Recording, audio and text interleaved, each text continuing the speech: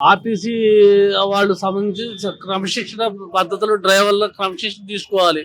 ఎక్కిన ప్యాసింజర్ గమనించాలి. ఎక్కుతుంటే బస్సులు ఆగిచ్చేస్తున్నారు, ఆడవాళ్ళు పడిపోతారు. మరి సరిగ్గా క్రమశిక్షణ లేదు డ్రైవర్లకు కానీ కండక్టర్లకు కానివ్వండి. మరి రకరకాలుగా ఇబ్బందులు ఉన్నాయి. అవన్నీ గమనించాలంటే ప్రభుత్వం మంచి చర్య తీసుకొని మంచిగా చేస్తే ప్రజలు కూడా బాగుంటుంది. విధానాలు మంచి పెద్ద ప్రభుత్వం చేసి చెప్పుకుంటారు. అసలు అవి లేకుండా వీళ్ళు ఎస్టోనేట్ చేసి రాజకీయాలు చేస్తుంటే ఎవరేం చేస్తారండి? క్రమశిక్షణ లేదు. ఇప్పుడు బోరబండి ఉందండి, దోమలు విపరీతం అయిపోయినాయి. అక్కడ వచ్చి పట్టించుకున్న నాదుడు లేదు. మన ఆంధ్ర ఇక్కడికి వచ్చి పట్టించుకుని దోమలు తెల్ల సాయంకాలం కాలం ఉండలేకపోతారు. ఆరోగ్య పరిస్థితులు బాగుంటలేదు.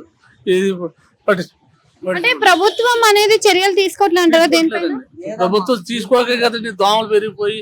ఈ క్రమశిక్షణ లేక ప్రతి ఓడు ఏ బాధ్యత లేదు. ఆర్టీసీ కానివ్వండి, ఆఫీసుల దగ్గరికి వెళ్ళి కానివ్వండి, ప్రైవేట్ బస్సులు కానివ్వండి, ఎవరు కూడా క్రమశిక్షణ లేదండి. ఇప్పుడు నిన్న చూసుకుంటే మనకి ఆంధ్రలో కూడా ఇదే ఘటన చోటు చేసుకుంది. 13 మంది చనిపోవడం జరిగింది. మరి ఇలా వరుస పెట్టుకొని చనిపోతూ ఉంటే మరి మరి డ్రైవర్ విధానం, కండక్టర్ విధానం చర్య తీసుకోవాలండి. ఆర్టీసీ తీసుకొని దాని విధానం ఏంటో మార్చాలి.